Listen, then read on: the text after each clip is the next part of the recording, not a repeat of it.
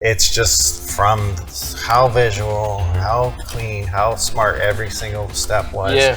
And I honestly, as far as like this, I think everything is based on, is it as good as that? Yeah.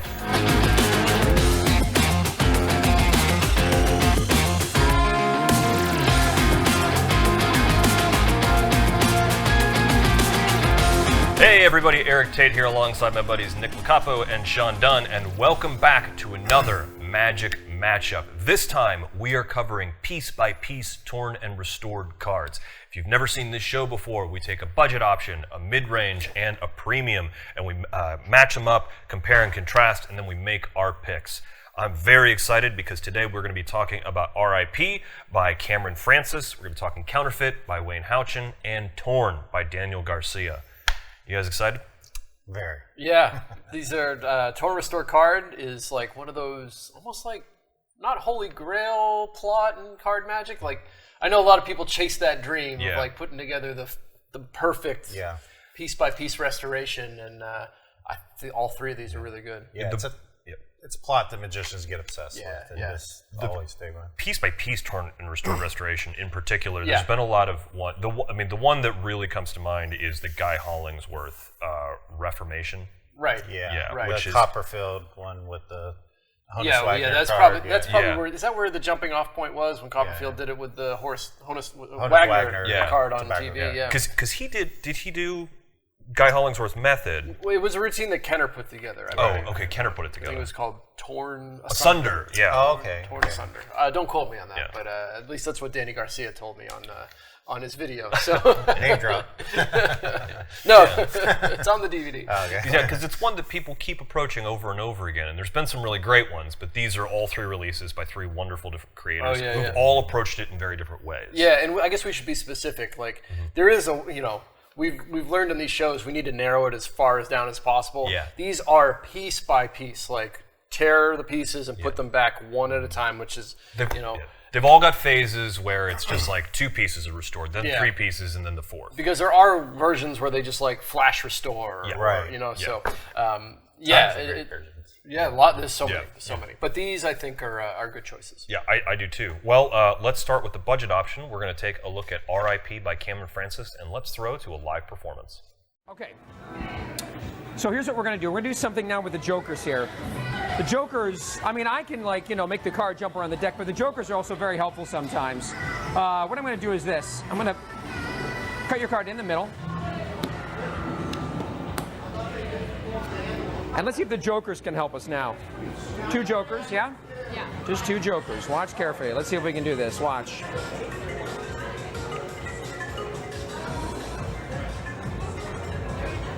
Go ahead, turn it over, see what we got. Boom! Not bad, right? Not bad, okay. But let's take it a step further. That was pretty impressive, right? Let's see if we can make it even more impressive. Check this out, watch. Two jokers, okay? What we're gonna do this time is I'm gonna put the 8 in my pocket, and I'm gonna make it jump right between these two jokers. Now, if I could do that, that'd be pretty good, wouldn't it? I don't believe it. You don't believe me? Okay. How about this? Would you believe it if I told you that I could take it, tear it in half again, put the pieces in my pocket, and then make the pieces jump back between the jokers and fuse back together? Would you believe that? Challenge accepted. Let's see if I can do this. Watch. The first one jumps in the between the jokers. It just did it. Did you see it happen? It was quick. Watch the second one. It just jumped again. Did you see those? Now they're fused together between the jokers. Two pieces now right between those jokers. Okay, let's try this for real here. Look, let's see if you can. Not bad. Now you might be thinking I could have snuck that little piece in there earlier or something, being a magician, right? You're going to see the next piece fuse visibly. Watch. It's going to jump from my pocket and fuse visibly. Watch. Check this out. Watch the last piece. You're not going to believe it, because look, if I just put it between the jokers just like that, give a little wave, it should be, go ahead, take the card, turn it over, it should be your card, the 8 of diamonds. Not bad, right? Not bad. Pretty cool trick. Yeah. Well, you said it's a budget option, but it doesn't really feel like a budget option because it comes with some gimmicks that pretty much do all of the work. And I guess they're all pretty similar in price anyway. Yeah, they're all real similar. There's nothing that's like in previous episodes where there's something like twice as much or whatever. But I really like this trick. Cameron's one of my best friends in Magic. Talk about name drops. Yeah. He is just, in my mind, is one of those people that if you are buying a trick that has his name on it, he's done it over and over and over again. It's practical. It's not going to be a dream scenario where it's like you're probably never going to be able to perform this. It's going to be easy and worked out. I like that this is not just a torn and restored card. It kind of fits in the middle of a routine. So card selected, there's a piece of card are torn up, which I like to tear on this routine too, because you're just tearing it. You're not carefully tearing something, which I always felt was kind of unusual. And also the fact that you find a card at the end that's restored in between two jokers, to me always made more sense, because if you're tearing a card to restore it, why not just don't tear it? Just leave it alone. You know what I mean? Because it's always felt like a strange magical power or whatever. But this actually makes sense because you're restoring the pieces in front of everyone, and the cards do all the work. So it's just totally practical routine. I love the fact that when Cameron came up with this, he chose practical moves that me as a hobbyist, I already knew how to do, rather going for the super visual. So the negative is that it's not the most visual of all the torn and restored, but it's a torn and restored that I can do. And I think a lot of people appreciate that. So yeah, I'd say that of the three of these, this is easily the most accessible for people of all skill levels. Yeah. Not that any of these are terribly difficult, but what comes inside the? Well, what comes inside of it is two gimmicks that are specially printed on. Here's another negative. I don't think it's a negative, but some people would. It's not rider back, but it's a back that will disguise within a rider back. So a red deck. Yeah, red deck. Yeah. So you get. I don't know. Should I show the? I mean, maybe not show the gimmick, but is there anything that you can show? I don't even know. Take a peek. And this can also be done with a signed card, right? It can be done with a signed card. And if you see on the routine on the demo, he does it with a signed card. And that's another great thing about it, is that you end with a signed souvenir. Yeah. So there's like how many cards destroyed. in here? Yeah. There's 4 cards. Okay. Yeah, and they're all specially printed. I guess another thing to show possibly is the Joker itself, because the Joker is going to be a little different than the normal Joker. And of course this is the back design if anyone's interested. Yeah, it's the maiden back design. So I think that it's going to mix in with the rider back cards.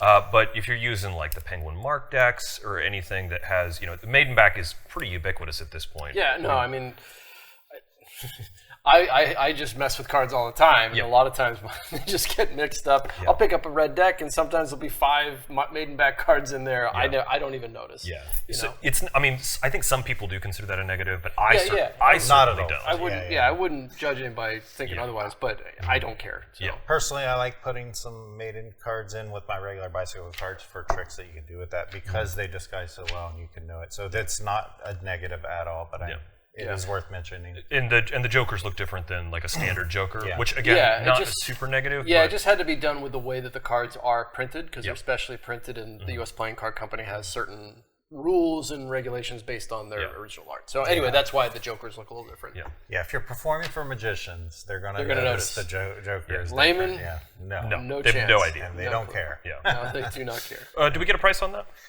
It is $19.95. That's pretty affordable. Pretty cool, coming with a bunch of props too. Yeah. So. Yeah. And then I forgot to mention, there's also a bonus routine that is not mentioned in the tutorial.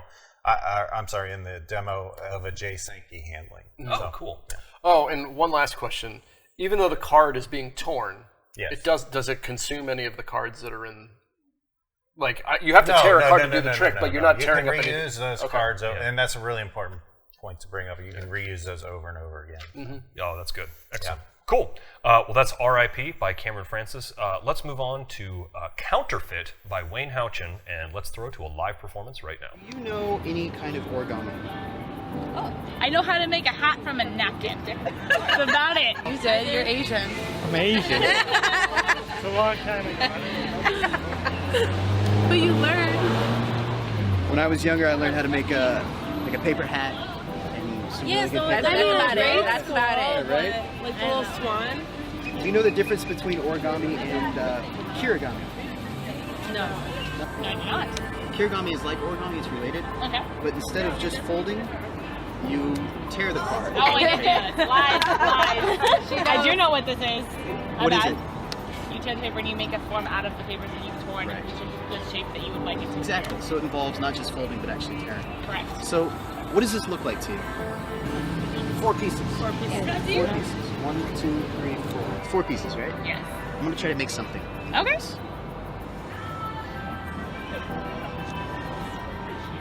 If I just touch the pieces. Wait, what the hell? Wait, what the hell? Those are not together. You just put that. Does that feel back together? Yes. Does it feel like there's any tape or any glue on there? No. I didn't feel tape and I didn't feel glue. My hands That's aren't one sticky. piece. We'll do it again. Come over here. Both of you over here on this side. Yeah, right over here. Shit, it is back together. I'm not kidding, guys. They don't teach you that. It's not real. It's your science, Heidi. See the torn edges here? Okay.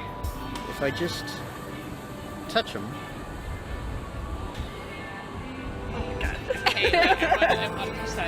that's great, isn't it? I don't understand how that works.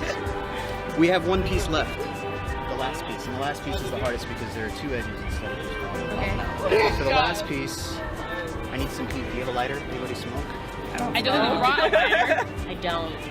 Waffles of Oh, I've got one. Oh. Gather around. Give me a little cover here. Okay, like this. We'll find out. Oh, I see fire. See fire? I see fire. Shield it, shield it, shield it. There you go. Watch.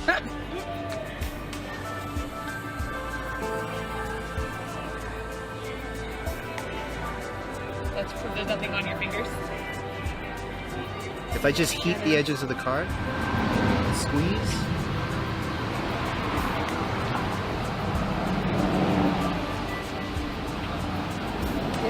Come on. What? No. What? See how it starts to turn black? Yeah. Look. But it's together. Okay. Take a look. What happened there? Did it melt back together?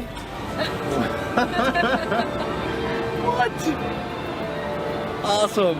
Look at that. Oh my god. The other pieces clearly didn't burn back together. Hey, it's together. I know. That's a bit crazy. There's a card there. Pretty cool. Great job. So Counterfeit's pretty cool. It is a single card, piece by piece, torn and restored restoration. Comes in at $24.95, and it's pretty interesting. Wayne talks about being inspired by the Guy Hollingsworth Reformation routine, which he saw on World's Greatest Magic, which I know has a huge influence on my life. If you ever get a chance, those are on YouTube. You should go and check them out. But it is, you take a card, you have a card selected, it's removed from the deck, you tear it into 4 pieces, and then 1 piece at a time, you piece it back together. First it's 2 pieces, then it's 3 pieces, and then for the 4th piece, you're going to weld it back on, and you end up with a card that looks pretty unique. This is essentially what the card looks like, where it's sort of scorched. It's got some pieces missing from it, burn marks, but then you can give this away. Wayne talks about how to prepare this card. There is... I'd say the handling level is intermediate. It's not a difficult routine by any means. There is some bold moves in it. The tearing process is kind of unique, and that tearing process helps to facilitate the piece-by-piece restoration as well as some of the unique displays.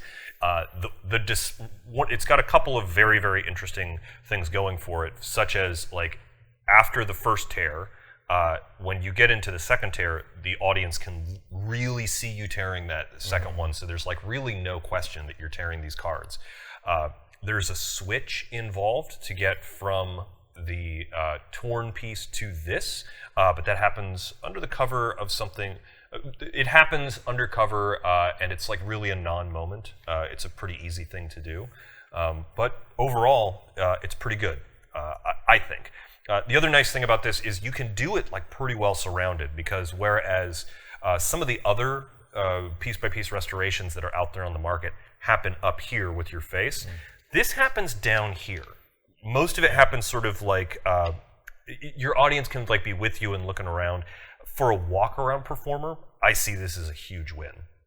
It's if you were table hopping, you could have a bunch of these gimmicks like set up and ready to go, and then when when this card is selected, when the card that that you're going to be switching in is selected, you can go into this sort of off the cuff, and you don't have to step back and do it here. You can like really get people in and like check this out, like look at this, and I think that's something that it really does have going for it.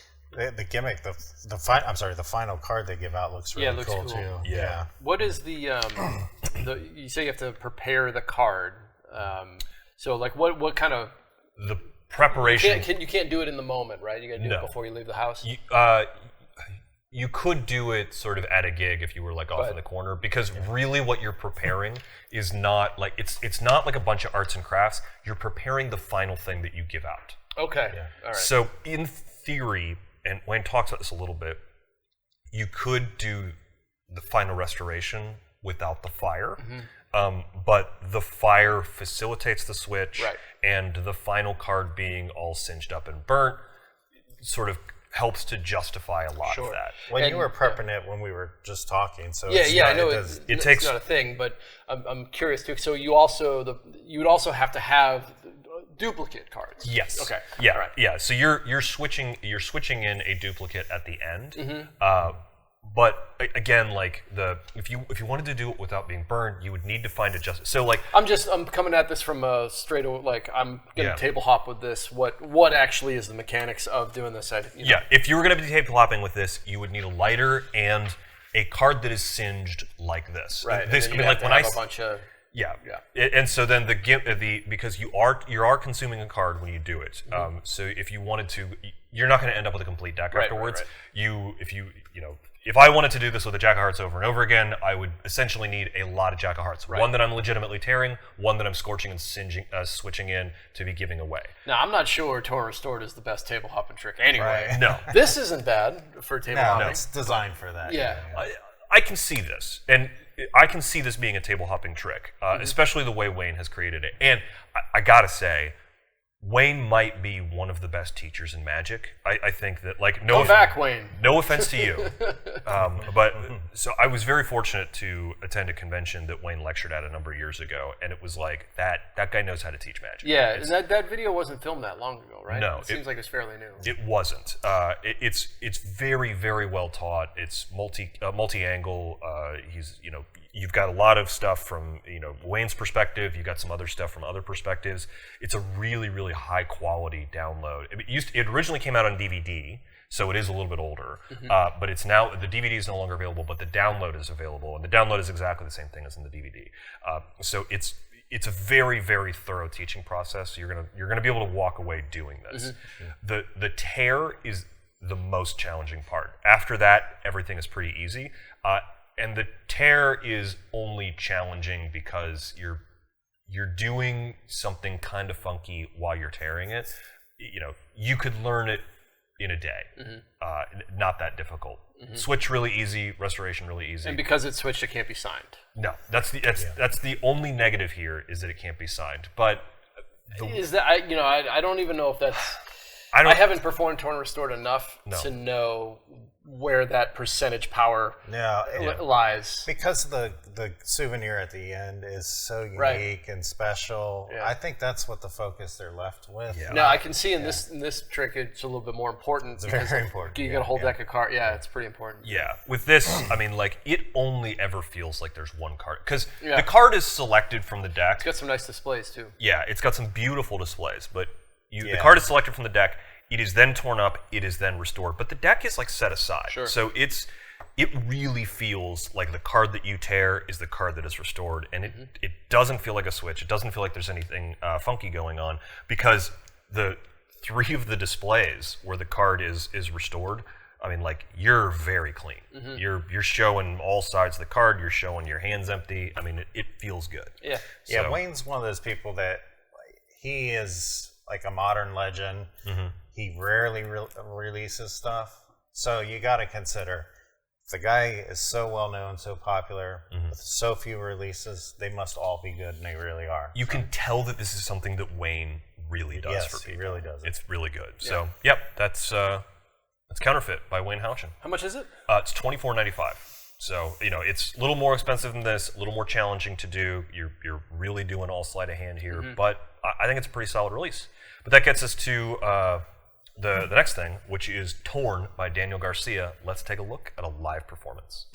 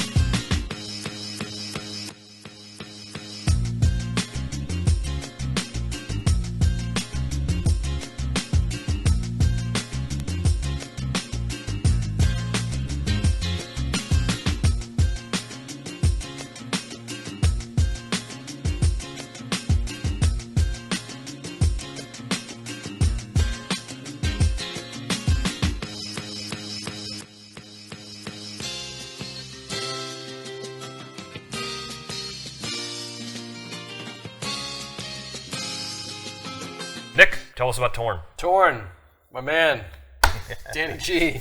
It was fun revisiting this. Yeah. This is something I did when it first was released, so I got to pop it back in my old DVD player. And remember DVDs with the menu and everything? Get Danny on there doing all sorts of goofy stuff. You own a DVD player? You know, I own an Xbox, so I do. And that's a classic DVD. Yeah. It's beyond the trick. Yeah. It just, Paul Harris release. It was an AOI Magic release. Yeah.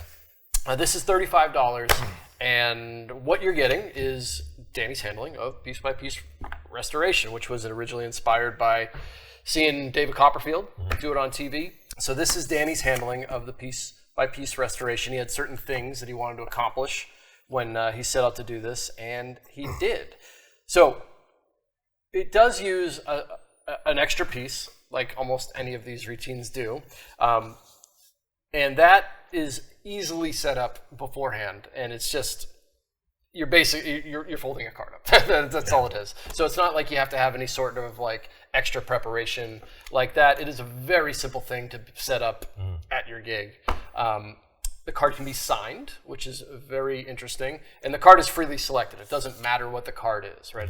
There's no duplicates used here or anything, because for the most part, they're only going to be seeing the back of the card throughout the actual tearing process and restoration process. So that's why it's going to be signed on the back, and it gets signed along one of the edges there, but you do get a full signature. It can go across both. And then you get to, I think these all break down kind of, well, at least these break down the same. You have like a tearing sequence, and then you're going to have three restoration sequences in this routine. The tearing sequence is, well, if I was to rank, the tearing sequence is actually pretty good in this. You are going to be hiding some things, but I don't think any of it's very difficult.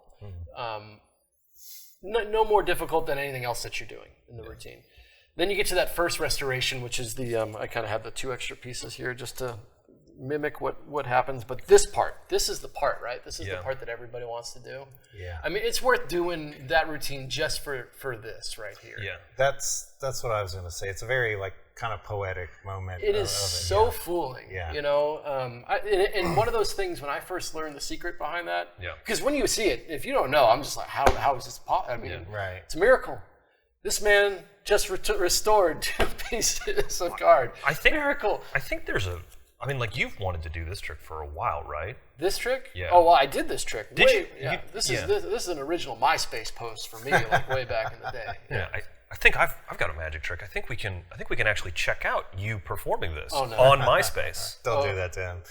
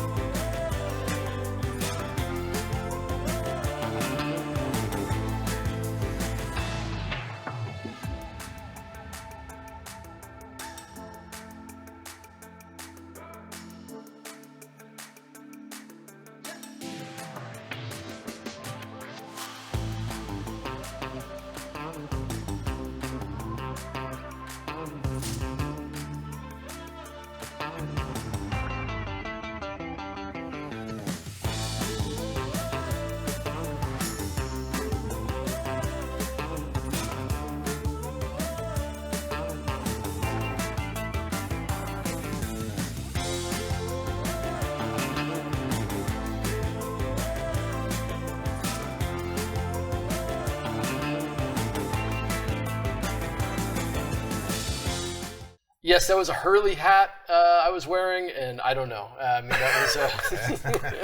I think, I don't know how much of that we were able to show because of the music that was involved. Maybe I'll. No, you have to take the music out. Yeah. I forget what band is that. I thought it was Well, like they couldn't hear it Pillars or anyway. something. Anyway.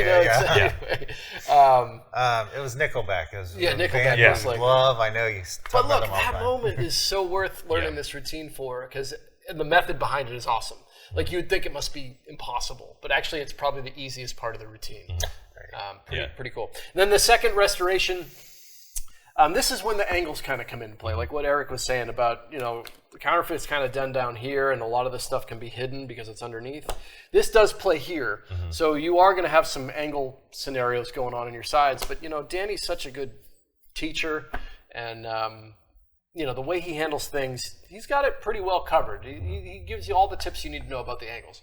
Clearly, you can't do it surrounded, but I mean, do a different trick than this stuff. You shouldn't be relying on this to be doing it. Anyway, I love the second restoration of the single piece. It looks good. It's not as maybe satisfying as the first restoration, I would think, because you are hiding a little bit there. And then the final one, the final piece is always going to be a challenge when it comes to any of these types of things. And the way that Danny approaches it just makes the whole thing, you can get this trick done and over with in 20 seconds if you learn the moves. And when you watch Danny do it, just think about that, because so much of this stuff, when it boils down to it, if you do it with confidence and a little bit of speed, any sort of these small movements or flashes or things kind of just go away. Yeah. Because they're just hidden in the motion of the choreography. And any of these things that we would consider difficult, those little moments that you could flash, they're not really there. Yeah, and that's what I like about this routine the most, especially revisiting it, is that I can do it quickly and get it over with. Yeah. And even though there's things I'm hiding, they're not really that much of a concern if you do it with speed and confidence. So, these are weird to talk about, but sign card plays up here, which I like. It's not going to be as surrounded. It's a great thing to do walk around because the setup is nothing. It's just really easy. Sorry, I'm just rambling. Can you use things that are not playing card, like a photograph or something like that, or can you use larger pieces of card to do the same routine? Well, I wouldn't do it with a jumbo card because there is some steals and things that need to be hidden in your slightly hand. larger, maybe? Yeah, you can do it slightly larger. Okay. And, I'm comfortable palming things, but the choreography of the steals on this is great. Yeah. It's really great. Yeah, you mentioned that it's a fast routine. What I always liked about this was that it feels like, and usually this is a negative thing, but it feels like forever to watch it because it's like you're hanging on every single moment. And I think that's, to go back on the speed thing, it's like, because the tear sequence is pretty easy, you're able to just like get the card and tear it pretty fast. Now you have to be careful there, but you can get it to a point where you're like, tear, tear. Not like this, where you can just be like, tear, tear, and nobody cares, right? Because you can like kind of keep it at a good speed until you get to the restoration. You can slow down, and you go really slow. It's almost a and challenge. Restore it, right? Yeah. And then you can speed up again to get to the next phase. So it's all really well hidden. It requires practice, just like any of these things. But I think if you were to master this, there's no reason why this wouldn't become something that because you can borrow a deck and do this. Yeah. You're gonna have to prepare something, but it's not a difficult preparation at all. In fact, you can, if you know the old Mercury fold, I suppose you could do it in the moment. Right. But I would say it's worth the practice, which is a distinction that needs to be made. Yes. Well, let's get to the matchup part where we start to compare and contrast these. I think that all of these bring something different to the table that are very interesting. I think there's not a bad choice here. But every one of these tricks is good. When I start to like think about these things, I know that R.I.P. is great.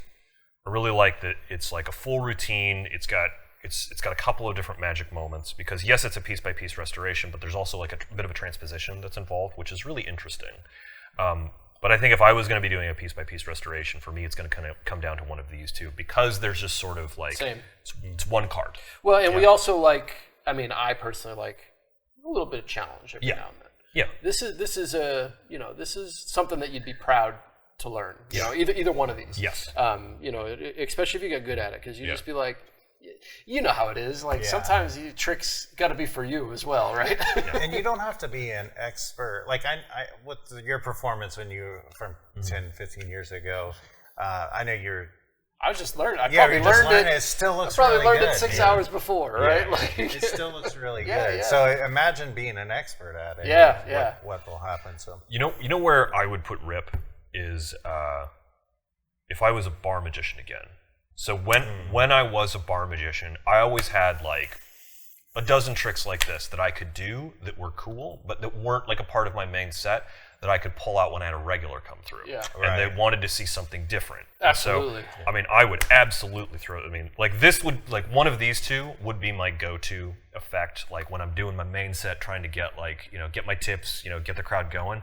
But when things die down a little bit, I would still be able to do this. And I would have that just sort of like floating around underneath my bar or something. Yeah, like and it's multi-phase too. We kind of threw away the whole... Yeah. I mean, I don't think we talked about the whole like sandwich trick aspect of this as well, because the first phase is like do a sandwich trick. Yeah, it's a whole routine. So there's other stuff going on there. Yeah, it's equally a sandwich trick as it is a torn and restored trick. And like funny enough, like you could build out the sandwich routine at the top of it. At the top of it, When I think about the difference between these two, I think the tearing sequence on Torn is easier, but I think the final restoration on Counterfeit is a lot easier. Now, it's not quite as visual, but you're... Yeah, I mean, there's a few things, right? Well, so unsigned, signed. Yes. Cooler giveaway, I think, even though not signed, right? Which is strange. Much cooler giveaway. Now, this you can do almost not impromptu, but like pretty close. This you're going to have a lighter. Yes. Right? Like, because it is not only part of the preparation, but part of the routine. Yes. Yeah. If you're going to be doing the full routine the way Wayne does it, you've got to have this scorched card set up. Right. Which, again, not hard to do. No, of course not. I made this in 2 minutes. But also the lighter, you're going to need to bring it out at the end. So you're could you use any object or like... in theory, you could use any object. You could use a flashlight, a laser pointer. Because we're talking about a magic wand here, right? Yeah, that's really the lighter is a magic wand. Okay. So, like, you could, in theory, do this impromptu if you thought ahead, as long as you had a duplicate card. Which, again, do you need a duplicate card for this, or can it be anything? No, that's why Danny took advantage of the back as opposed to the face. Yeah. So if you had a duplicate card on you, and you had enough, sensibility, you could come up with a reason, another type of magic wand, so that you're not ending up with a Scourge card. At that point, I don't think the giveaway is as cool. Right. But unless you've got like some crazy joke or something like that, or some crazy retaining idea that like doesn't make sense. But I think that this has got a couple of displays that doesn't. I mean, so these two it's hard. It's really hard because this one has like the face up, face down display, which I don't think you can do in this one, which is really interesting, which is like very convincing that card is in 4 pieces. I'll give the reason for my choice because I was around. I'm sure we were all were, obviously, but when Torn came out, and it was before social media, but it went viral. Like when it came out, everybody was talking about that. It inspired 1,000 versions. Sure. It was really, really, really special. And I think that it's just from how visual, how clean, how smart every single step was. Yeah. And I honestly, as far as like I think everything is based on, is it as good as that? Yeah. So for that, it just stands out because it's just so good. We're sliding right into the picks. And no, that's fine. We're there. And you're just laying it down. Torn is your choice? Yeah, because I just think it is going to be the thing people will remember forever until something comes out that's better, more visual than that. Yeah. I'll go ahead and give my choice. And I will say, before we came into this and started discussing it, I was very close to picking Counterfeit because I really like this as a walk-around thing. This really surprised me a lot. There was a lot of stuff that I really liked about this, but at the end of the day, Torn is my choice. And the reason Torn is my choice is because it's up here. Yeah. If I'm performing this, I want people to see that impossible moment with my face because I want them to associate that impossible moment with my face. It's important. At the end of the day, it's that one thing, because I have an easier time performing this routine than I do that routine. Like in learning them as we were getting ready, there was a lot of really cool stuff about this, and I want to play with this to see if there's some stuff that I can do to adapt it into other stuff. But it comes down to Torn for me because of that where it is, where it plays. Yeah, it's one of those things that you can perform silently. Yeah, it doesn't need any pattern. It could be. It speaks for itself. Yeah, you're like me. Like the fact that you could do, a Torn or Restored stand-up. Yeah, is important, and which is why playing up here is. I'm amazed the small differences between the two. Yeah, and it's very hard to choose. My pick is Torn. Yeah. But for all the reasons we've already talked about, because it's signed, I don't think showing the face is that big of a deal, and the reset's easy. Like I was excited to do this video because it refreshed my brain with this routine, and now it's something that I can just grab. If I'm out with a deck of cards, I could maybe give this a go. Yeah. And it was just fun to look at it with fresh hands again. With after another 15 years of experience, I'm just like, yep, this trick is a real winner.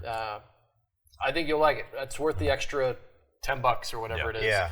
I think it's cool too because of the connection between the two creators. The two best versions I think that are out there just using normal cards. Yeah, they were the heavy hitters of the early 2000s. They were so influential, so influential. But I mean, we should also. I mean, the teaching. If you liked any of them, the teaching across all three of these is impeccable. Yeah, right? So.